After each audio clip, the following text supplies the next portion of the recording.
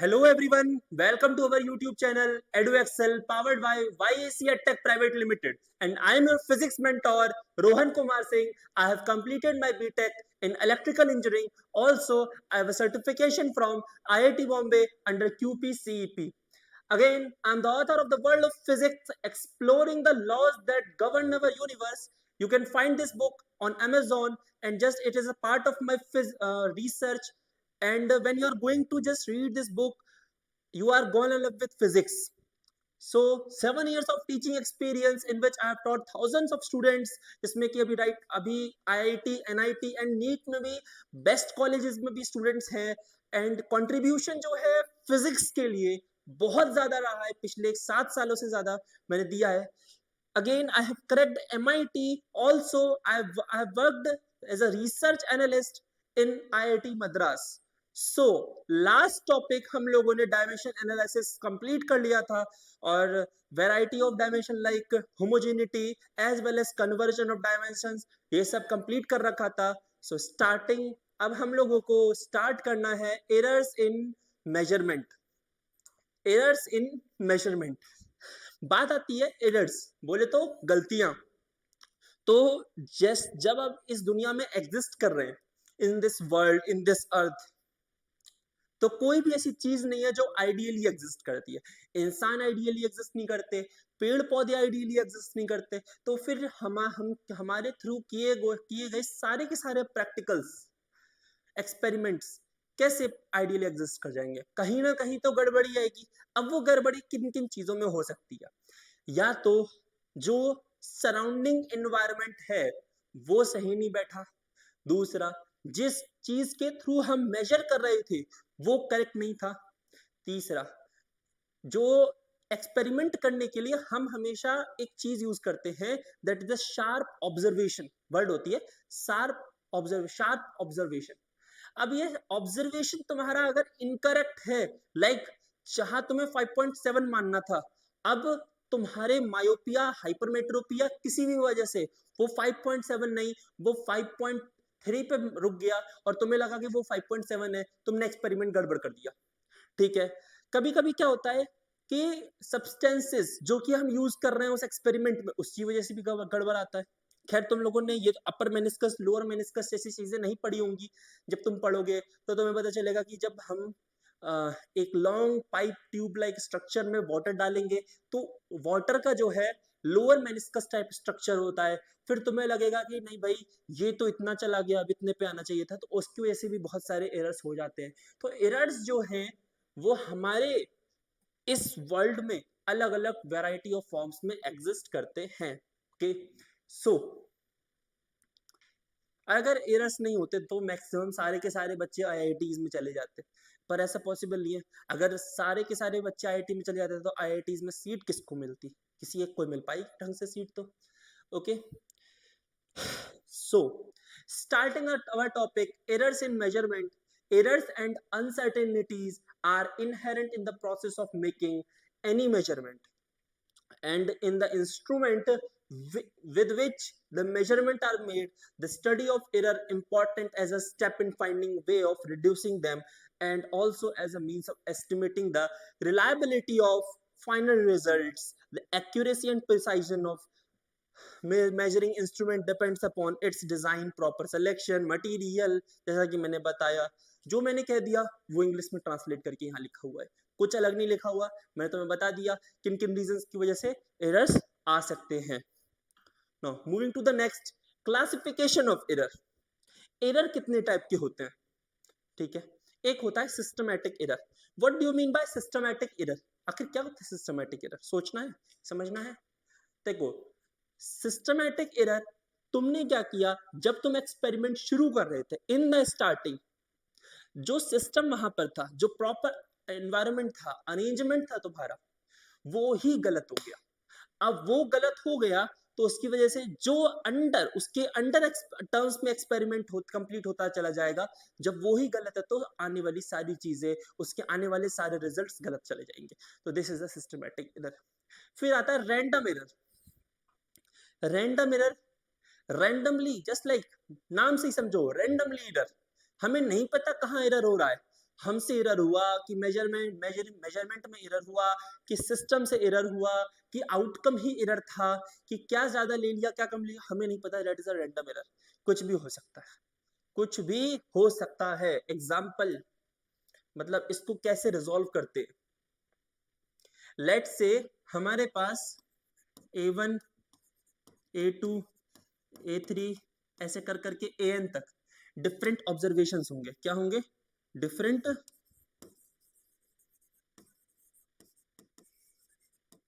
Observation होंगे। There are different observations, but क्या हुआ कि अब मुझे चेंज निकालना है, तो मीन निकाला मैंने, ए मीन, तो A1 A2 AN upon N, that is the mean. ठीक है, फिर आता है absolute error. What do you mean bye absolute error? Absolute error किसे कहते हैं? मतलब परफेक्टली तुमने किसी ऑब्जर्वेशन के मेजरिंग वैल्यू में एरर किया है। क्या किया है? किसी भी ऑब्जर्वेशन के measuring value like A1 A2 A3, that number of observation तुम्हारे पास है, तुमने उन सबको मेजर करने में गलती कर दी है, that is known as the absolute error. So move करते हैं नेक्स्ट टॉपिक पर। हमारे पास एब्सोल्यूट एरर किसे कहते हैं? Absolute error in the measurement of a physical quantity is the magnitude of difference between the true value and the measurement value of the quantity. क्या होता है एब्सोल्यूट एरर? कि in the absolute error in the measurement of a physical quantity is magnitude of difference between the true value and the measured value of the quantity. True value and the measured value, true value and the measured value, एक real value और जो measured value है उन दोनों का difference is the absolute error, is the absolute error. कैसे find out करेंगे? Late से जैसा कि मैंने पहले बताया A1 A2 A3, अरे यार A1 A2 A3 like AN तक जो टर्म्स चलते जा रहे हैं, दैट इज व्हाट, ये तुम्हारे ऑब्जर्वेशंस हो गए। ऑब्जर्वेशन में अब ये AM, क्या चीज? AM। अब ये AM जो हो गया that is mean, arithmetic mean of all the observations. और ऑब्जर्वेशन क्या है यहाँ पर? एरर के साथ है, एरर नॉन एरर जो भी है सबके साथ है। A1 plus A2 plus A3 till AN तक, टिल AN तक, upon N that is known as the mean value of the error. ठीक, अब तुम्हें एब्सोल्यूट एरर निकालना है, तो मेरे पास ये जो AM निकल के आया that is the mean value of error निकल के आया। क्या करना है अब हमें? हमें क्या करना है? हमें डेल एब्सोल्यूट एरर निकालना है। एब्सोल्यूट एरर के लिए क्या करना पड़ेगा? एब्सोल्यूट एरर के लिए क्या करना पड़ेगा भाई? हमें मीन वैल्यू से जो ऑब्जर्वेटरी वैल्यू थी उसको माइनस करना है। तो ये हो गया A1 A2 निकालने के लिए A2, ठीक, A2 डेल A3 निकालने के लिए A3, डेल A4 निकालने के लिए A4।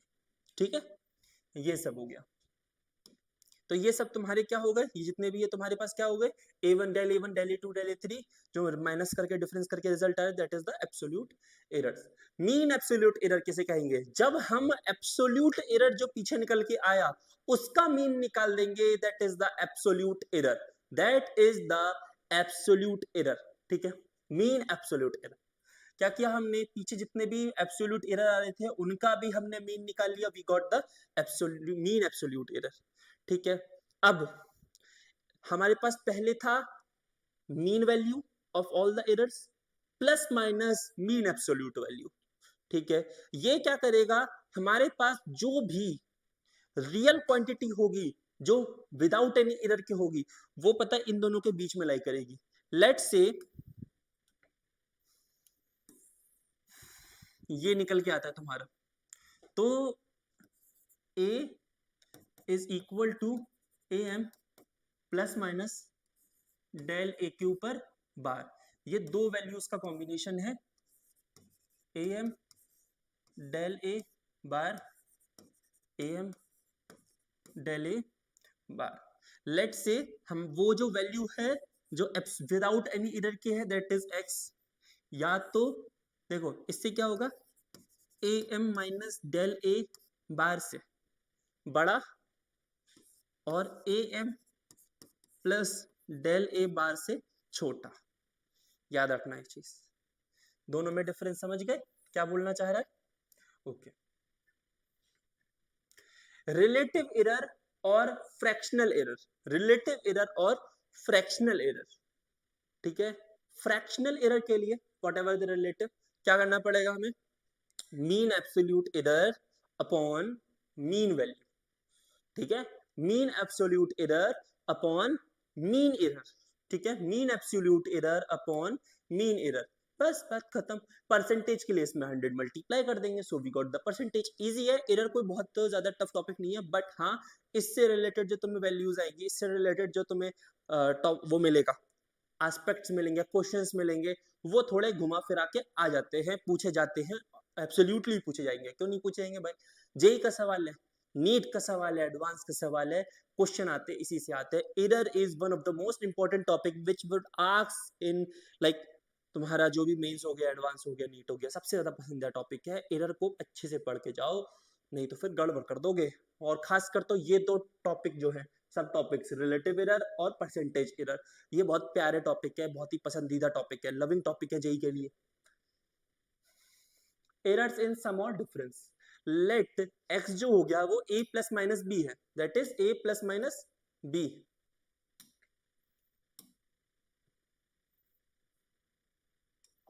a plus minus B, so तुम्हारे पास यहां पर क्या आ गया, delta a is the absolute error जो कि a में पाया गया, और डेल्टा b जो है वो जो b में पाया गया।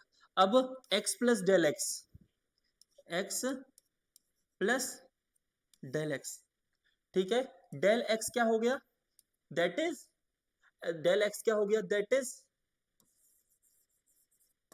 एरर, और x क्या हो गया, दैट इज ऑब्जर्वेशन, ठीक है। फिर हमने क्या किया, हमने इन दोनों को प्लस माइनस कर रहे थे, whether we are adding whether we are subtracting. देखो करना क्या होता है, इन दोनों की जो मेन वैल्यू होगी, मेन ऑब्जर्वेशन वैल्यू होगी ए और बी, इसको तो ऐड कर दो या माइनस कर दो जो भी कह रहा है, और इन दोनों की जो ये एब्सोल्यूट एरर आ रहा है इसको हमेशा प्लस किया जाता है, याद रखना इसको हमेशा प्लस किया जाता है, क्योंकि एरर चाहे माइनस करो चाहे प्लस करो बढ़ता जरूर है, साथ साथ बढ़ेगा। एरर कभी घटता नहीं है, एरर गलतियां कितनी भी छुपा लो बढ़ेगी जरूर, जब तुम्हारे सामने वो सही टाइम पे ना आए, ठीक है। इसी वजह से जब हमने इसको ऐड किया तो भी बढ़ा, जब हमने इसको माइनस किया तो भी बढ़ा, क्योंकि दोनों का एरर सिर्फ एक ही में आ रहा था पिछली बार भी, मतलब जब हमने प्लस किया था, जब हमने माइनस किया तब भी दोनों का एरर एक ही साथ आया, ठीक है, घटा नहीं, कब नहीं हुआ। चलो देखो, ठीक है, डेल्टा एक्स यानी कि जो एरर आया है दैट इज प्लस माइनस बाहर del A plus del B. Now correctly ये चीजें निकालनी है तुमको, तुम्हारे पास v1 की वैल्यू गिवन है, v2 की वैल्यू गिवन है, v1 की वैल्यू 10.2 प्लस माइनस 0.02, v2 की वैल्यू 6.4 0.01। अब हमें क्या करना है, v1 प्लस v2 करना है, तो तुम्हें जो मेन ऑब्जर्वेशन वैल्यू है उसको ऐड करना है,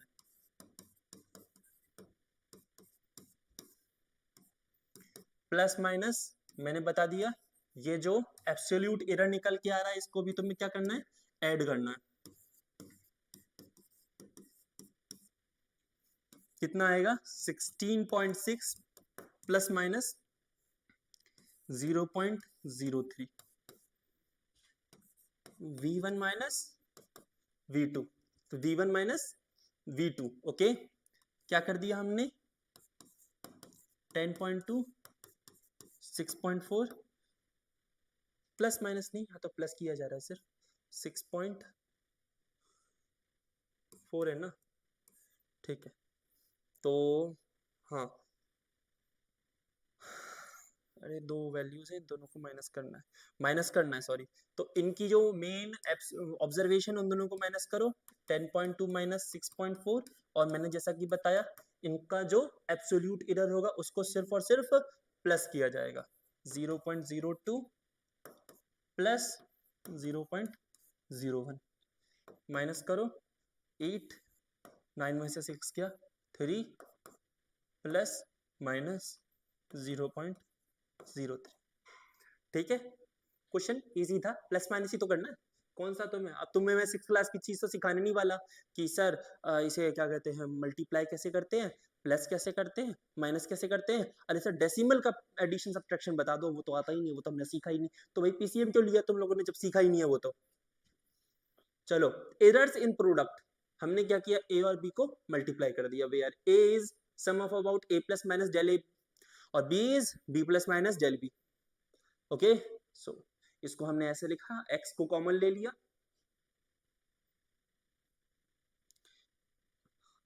x को हमने कॉमन ले लिया, ठीक है, x जब कॉमन हो गया यहां से x बाहर निकाल लिया तो अपॉन में x आ जाएगा, ये रहा, अब पूरे में से ab को कॉमन ले लिया मैंने तो ये आ रहा है, ठीक है, a को कॉमन लिया तो इसके नीचे a आ गया, b को कॉमन लिया तो b डिनोमिनेटर में आ जाएगा।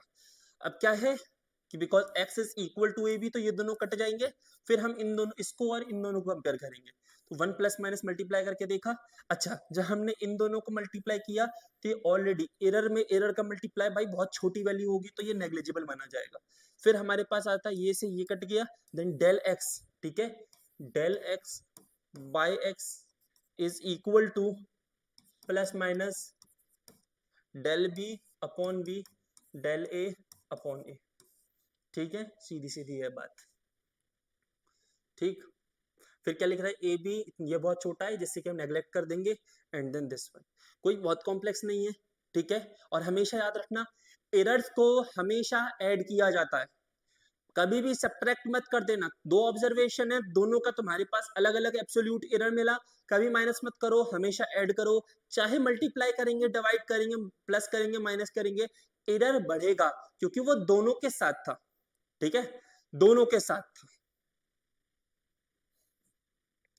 एरर्स इन डिवीजन, सिमिलरली वही कंडीशन आ गया तुम्हारे पास, ठीक है, एंड देन ये देखो फाइनली क्या हुआ, हमने यहाँ पर एरर को प्लस किया है, ठीक है, और वही जैसे तुम्हारा मल्टीप्लीकेशन में हुआ था वैसे ही यहाँ हुआ, ठीक है, दोनों का प्लस हुआ। Now error in quantity raise to some power, a raise to the power n, b raise to the power n, a raise to the power n और b raise to the power n। चल इसको समझते हैं, ये थोड़ा important है, ये question आ जाता है और जेई में भी इसके इससे रिलेटेड क्वेश्चन पूछे गए हैं, ठीक है। लेट से हमारे पास है x is equal to a raise to the power m, b raise to the power n upon c raise to the power p, ठीक है। अब क्या करना है, हमें परसेंटेज एरर निकालना है, ठीक, क्या करना है, हमें del x upon x into 100 that is equal to m, that is equal to m into del A upon A plus ये n है, so it is written as n, n into del B upon B, फिर जब ये ऊपर जाएगा then it is minus p del C upon C, okay, del C upon C, okay, कोई दिक्कत नहीं है इसमें, बस इतने से में ये सॉल्व, छोटा सा तो लगता है, क्यों इतना कॉम्प्लिकेट बनाना है, देखो कॉम्प्लिकेट किसी चीज को हमें बनाने की जरूरत नहीं है। अच्छा, अब हम एक चीज करते,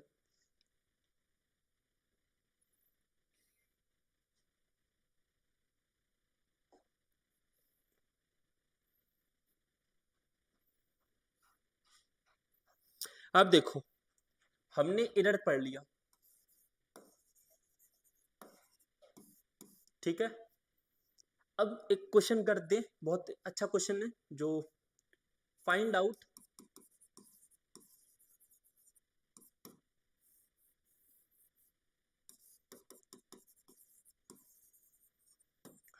find out the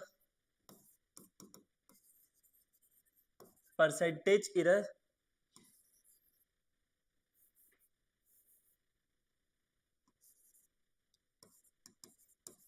in force when percentage error in mass is 2% and in acceleration is 1%. So F is equals to m into a, सब जानते हो, डेल एफ अपॉन एफ, क्या निकालना हमें, परसेंटेज एरर निकालना है।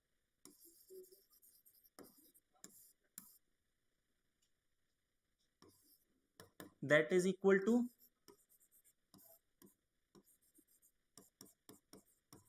Plus del M upon M into 100 plus del A upon A into 100। अच्छा, ये हो गया percentage error of force, percentage error of force, that is equal to del M upon M, क्या होगा भाई, del M upon M, error in mass is 2%, so 2 plus del A upon A, क्या होगा भाई, यहाँ पर परसेंटेज ऑफ एक्सेलेरेशन इज 1%, सो 1, तो हमारे पास हो गया 3%। So what is the error in force, that is 3%। बहुत इजी था, कुछ इसमें टफ है भाई, तुम्हें ज्यादा से ज्यादा क्वेश्चन कैसा आ जाएगा, कोई लंबे चौड़े फॉर्मूले वाला, like F is equal to M V square by R, कुछ इस टाइप में एरर निकालने मिल जाए, या फिर F is equal to G M one M two by R square, इस टाइप में एरर निकाल। अच्छा, एक चीज और याद रखना, कुछ चीजें बुक्स में गिवन नहीं होती, बट इसी वजह से टीचर प्रेजेंट होता है, और टीचर भी बेस्ट होना चाहिए जिसको सारी एनालिटिकल वैल्यूज और सारे एनालिटिकल टर्म्स और थोड़ा वे समझ में आए, तभी जाके वो तुम्हें सारी जो बुक्स में नहीं होती वो चीजें भी पता चले, क्योंकि उसके खुद का ऑब्जर्वेशन भी होना चाहिए, ठीक है।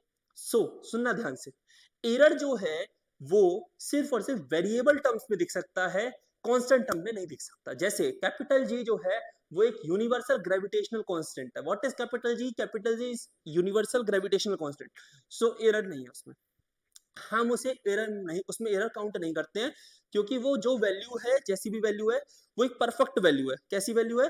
परफेक्ट वैल्यू है, तो उससे हमें कोई मतलब नहीं है, ठीक, वो जैसी है वैसी रहेगी, जो भी है 6.022 या 6.67 इंटू 10⁻11 जो भी है, ठीक है, परफेक्टली मुझे याद नहीं है, तो जो इसकी वैल्यू है वो हम वैसे ही मानेंगे, कोई चेंजेस नहीं आने वाला है। सिमिलरली पाई ले लो, पाई में कभी भी तुम एरर नहीं काउंट कर सकते, बिकॉज पाई की जो वैल्यू है 22/7 वेदर 3.14, वो ऐसी तरीके से निकाली गई है, हमारे पास कोई और ऑप्शन है ही नहीं मानने का, ठीक है। अब तुम एक काम करो कि pi is equal to diameter, sorry circumference upon radius ले लो, डायमीटर जो भी है, और फिर उसके बाद तुम उसे निकालते रहो, ठीक है, तो तुम वो वैल्यूएबल फिक्स नहीं होगी, फिर तुम्हारे पास एक जो एक्सपेरिमेंटल वैल्यू हो जाएगी वो लंबी आ जाएगी, लंबी चौड़ी, तो तुम्हें फायदा है नहीं, समझ रहे हो ना, मतलब पाई की वैल्यू सर मैं तो सरकमफ्रेंस अपॉन डायमीटर से निकालूंगा, ओके निकालो, कोई दिक्कत नहीं है, ठीक है, पर तुम्हारे पास उस हिसाब से सरकमफ्रेंस होना चाहिए, डायमीटर होना चाहिए, फिर उसके हिसाब से वैल्यूज भी अलग आएंगी, फिर क्या करोगे, वो तो गलत चला गया। तो इसी वजह से हमारे पास जो कांस्टेंट की वैल्यूज होती है, लेट से स्मॉल जी की वैल्यू अगर 9.8 है तो 9.8 के हिसाब से ये लिया जाएगा, कैपिटल जी की वैल्यू जो वैल्यू है वो ही लिया जाएगा, उसमें हम कोई भी चेंज नहीं करेंगे। एक चीज और याद रखना कि जैसे मान लो अगर मुझे इसमें इसमें अगर मुझे एरर निकालना है, ठीक है, चेंज करते हैं, capital G m2 by R square, तो del F upon F is equal to, capital G से कोई मतलब नहीं है, डेल एम फिर plus del M two plus del R upon R into 2, ठीक है। एरर अपने आप इस वैल्यू प्लस माइनस को सेटिस्फाई कर देगा, उससे मतलब नहीं है, तुम्हारी वैल्यूज अपने आप चेंज हो जाएगी, आंसर तुम्हारा वही आने वाला है जो पहले था, ठीक है। तो ये चीज देखो, हमने जी को ऐड नहीं किया, जी को क्यों नहीं ऐड किया, बिकॉज हियर जी जो है जी की जो वैल्यू है वो कांस्टेंट है, उससे एरर पे फर्क नहीं पड़ रहा है, उसको हटा दो। एरर एक नई चीज है, एरर ऑब्जर्वेशन पे आती है। ऑब्जर्वेशन कैसे निकल के आएंगे, जब मल्टीपल वैल्यूज रखेंगे हम किसी भी वेरिएबल में, कांस्टेंट की जगह रखी जाएगी, बिकॉज सॉरी वेरिएबल की जगह रखी जाएगी, because constant is same, constant all over the observation same रहेगा। तो वो ना ही सिस्टम, अच्छा वो सिर्फ सिस्टमैटिक एरर में आ सकता है। अगर जी में गड़बड़ी है तो सिस्टमैटिक एरर फिर सारी वैल्यूज को चेंज करके हुआ है। इसी वजह से तो कहा था अगर ऊपर से ही गलती निकलती चली आएगी तो उसके नीचे छोटे छोटे पार्ट्स में गलती तो आएगी आएगी। तो कैपिटल जी को बदलो, फिर कैपिटल जी के लिए नया एक्सपेरिमेंट करो। तो फिर भाई इससे तो बहुत सारी यूनिवर्सल वैल्यूज जिसको हम मानते हैं लाइक स्मॉल जी की वैल्यू भी बदल जाएगी, बहुत सारी वैल्यूज पे बहुत बड़ा इफेक्ट आएगा। तो इसी वजह से भाई मैं तो यही सोचूंगा कि कैपिटल जी की वैल्यू हमेशा परफेक्ट रहे, वही रहे जो है, उसमें कोई एरर ना निकल के आए। चलो, तो हमारा एरर कंप्लीट हो चुका है एंड